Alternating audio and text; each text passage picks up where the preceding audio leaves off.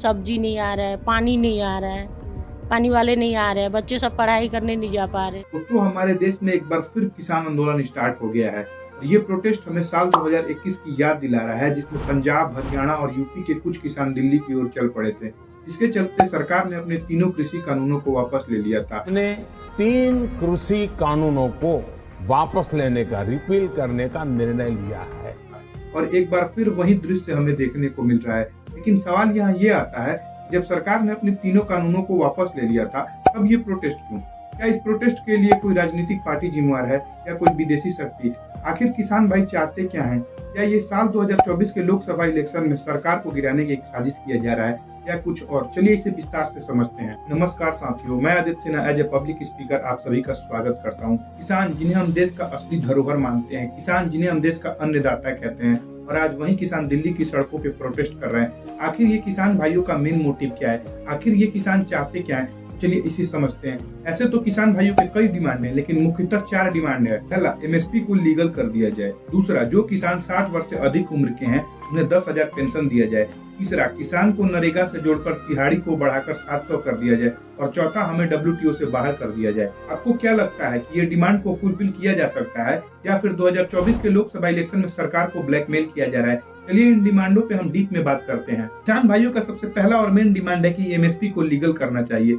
आखिर सरकार एमएसपी को मान क्यों नहीं लेती? वहीं कुछ लोग कह रहे हैं कि एमएसपी बिल्कुल सही है और इससे किसानों को फायदा होगा। वहीं कुछ लोग कह रहे हैं कि एमएसपी इस देश में लागू ही नहीं हो सकता। और आप सब ये सोच रहे होंगे कि एमएसपी है क्या, तो मैं आपको बता दूं, एमएसपी यानी मिनिमम सपोर्ट प्राइस वो दाम होता है जिसपे सरकार किसानों से फसल खरीदती है। सरकार किसानों को ये आश्वासन देती है कि आप फसल लगाओ, चाहे वो फसल बाजार में कम दामों पे बिके या महंगे दामों पे, सरकार एक मिनिमम रेट के तहत उस फसल को खरीदती है, जिससे किसान भाइयों को काफी मदद मिलता है। भारत सरकार के द्वारा एमएसपी स्कीम की शुरुआत तब की गई थी जब देश में खाने का संकट था। सरकार ग्रीन रेवोल्यूशन की हेल्प से फसलों को लगाकर देश की सारी जरूरत को पूरा करना चाहती थी। इसीलिए सरकार एमएसपी को लाई थी। और हमारे देश में जितने भी प्रोटेस्ट होते हैं, उन सभी प्रोटेस्टों में सबसे ज्यादा बढ़ावा हमारे देश के नेता और कुछ पॉलिटिकल पार्टी देती हैं, ताकि उनको उस प्रोटेस्ट से फायदा हो सके।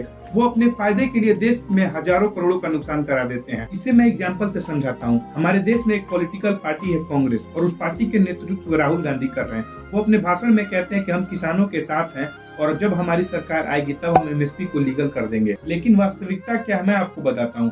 जब साल 2006-07 में जब स्वामीनाथन आयोग की रिपोर्ट आई, तब देश में कांग्रेस की सरकार थी। और फिर साल 2010 में जब स्वामीनाथन आयोग की रिपोर्ट को खारिज कर दिया, तब भी हमारे देश में कांग्रेस की सरकार। और हमारे देश के पूर्व प्रधानमंत्री माननीय मनमोहन सिंह जी ने कहा था कि हम इतने पैसे लाएंगे कहां से। जहां तक मैं जानता हूं कि मनमोहन सिंह जैसा इकोनॉमिक्स पूरे भारत में कोई नहीं था, और उन्होंने कहा था कि हम एमएसपी को कानून नहीं बना सकते। और उसी पार्टी के नेता राहुल गांधी कह रहे हैं कि हम एमएसपी को कानून बना देंगे। और आप सबको पता है कि नॉलेज के मामले में राहुल गांधी मनमोहन सिंह की तुलना में 5% भी नहीं है, तो वो कह रहे हैं कि एमएसपी को हम कानून बना देंगे। राहुल गांधी, हम सब जानते हैं कि आपका परिवार भारत को कई हिस्से में तोड़ना चाहता है और कांग्रेस सत्ता हासिल करने के लिए कितना भी नीचे गिर सकता है। लेकिन मैं आपसे हाथ जोड़कर रिक्वेस्ट करता हूँ कि आप ऐसे विवादित बयान देकर हमारे देश को मत तोड़िए, हमारे देश की एकता को मत तोड़िए। और फिर किसान चाहते हैं कि 60 वर्ष से अधिक उम्र वाले किसानों को 10,000 पेंशन देना चाहिए। मैं आपको बता दूं कि भारत सरकार ऑलरेडी 60 वर्ष से अधिक उम्र वाले लोगों को बुढ़े पेंशन के तहत सरकार पैसे दे रही है। यहाँ सोचने वाली बात यह है कि भारत एक कृषि प्रधान देश है। यहाँ 60 से 70% आबादी खेती करती है। अगर सरकार सबको 10,000 रुपए देने लगी तो आखिर इतने पैसे आएंगे कहाँ से? और ये लोग चाहते हैं कि नरेगा की तिहाड़ी को बढ़ाकर 700 कर दिया जाए और किसानी को नरेगा से जोड़ा जाए। एक बात आप खुद ही सोचो कि क्या ये पॉसिबल है? और हमारे किसान चाहते हैं कि हम WTO से बाहर हो जाएं। WTO यानी वर्ल्ड ट्रेड ऑर्गेनाइजेशन कई देशों का एक समूह है और इसकी शुरुआत साल 1995 में की गई थी। इसको शुरू करने का मेन मोटिव ये था कि हम ट्रेड को कैसे डेवलप करें। वहीं सभी देश WTO से जुड़ना चाहते हैं। वहीं भारत के कुछ किसान चाहते हैं कि हम WTO से बाहर हो जाएं। आप एक बात खुद बताओ कि क्या ये डिमांड को फुलफिल किया जा सकता है या फिर सरकार को ब्लैकमेल किया जा रहा है? चलिए अब समझते हैं कि किसानों की डिमांड को फुलफिल किया जा सकता है कि नहीं। अगर हम थोड़ी समय के लिए मान लेते हैं कि एमएसपी को कानून बना दिया गया है और सरकार इन सभी फसलों को एमएसपी की मदद से महंगे दामों पे खरीद रही है, तो आखिर इतना सारा फूड स्टोर कहाँ होगा? फूड कॉर्पोरेशन ऑफ इंडिया ने अपनी रिपोर्ट में बताया है कि हमारी स्टोर कैपेसिटी 800 लाख टन की है। वहीं साल 2021 का डाटा कहता है कि हम already 900 lakh ton food store किए हुए हैं। अगर सरकार इन सभी फसलों को महंगे दामों पे खरीद लेती है तो हमारे डेली नीड्स वाली प्रोडक्ट भी काफी ज्यादा महंगी हो जाएंगी। किसान चाहते हैं कि उनकी फसल को एमएसपी की मदद से महंगे दामों पे खरीदा जाए, और उससे हमारी निजी जिंदगी पे क्या इफेक्ट पड़ेगा मैं आपको बताता हूँ। उस फसल के रिलेटेड जैसे बिस्किट, ब्रेड काफी ज्यादा महंगे हो जाएंगे। ये तो रही हमारी निजी जिंदगी की बात। अब हम समझते हैं कि इससे देश को क्या इफेक्ट पड़ेगा। हमारे देश के जितने भी इंफ्रास्ट्रक्चर डेवलपमेंट है उन्हें या तो रोक दिया जाएगा या कुछ समय के लिए टाल दिया जाएगा, और हमारे डिफेंस सेक्टर के बजट को हटाकर एग्रीकल्चर सेक्टर में देना पड़ेगा, या फिर टैक्स के नाम पर हमसे वसूला जाएगा। और आप सबको पता है कि कुछ दिनों में 2024 लोकसभा चुनाव होने वाला है, और अब कोई नया कानून बन ही नहीं सकता, और जो भी कुछ होगा वो चुनाव के बाद होगा।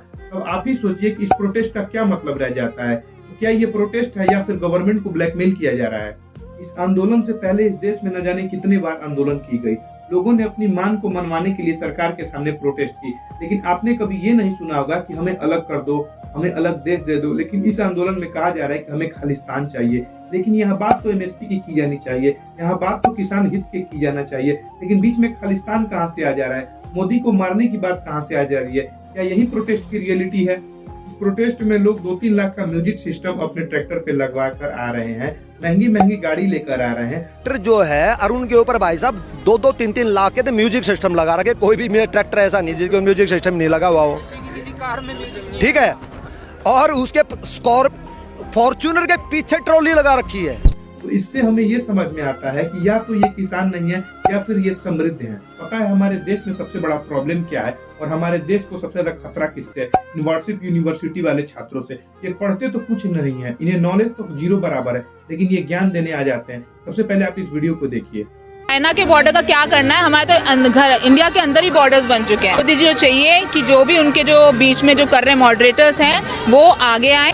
एक भी किसान, हमारी जो कंट्री है वो एग्रीकल्चर के ऊपर है, और अगर किसानों के साथ ऐसा होता रहेगा तो फिर तो हमारा कोई क्यों किसानी करेगा? आप ये सोचो। मांगे हैं वो मांगे इस तरीके के हैं कि उसे पूरा करना ही जो है वो संभव नहीं हो सकता। आप स्टैचू बनाते हो, आप स्टैचू बना रहे हो वल्लभ भाई पटेल जी का, वो क्या उगा के दे रहा होगा? बट में गुजरात से 2000 करोड़ अप्रॉक्सीमेट कॉस्ट था। सरदार वल्लभ भाई पटेल द लोह पुरुष ऑफ इंडिया जिन्हें कहा जाता है, तो 2000 करोड़ में इन्होंने जो प्रोजेक्ट बनाया, प्रैक्टिकली ऐसा कहा जा रहा है कि किसी व्यक्ति ने 1 साल बोला। मैं आपको चैलेंज कर सकता हूँ 10 महीने के अंदर अंदर उनका ऑलरेडी कवर हो गया। 2 जो महीने है ना वो ब्याज गिन रहे हैं। अब आप बताइए कि इन दीदी को मैं क्या कहूँ।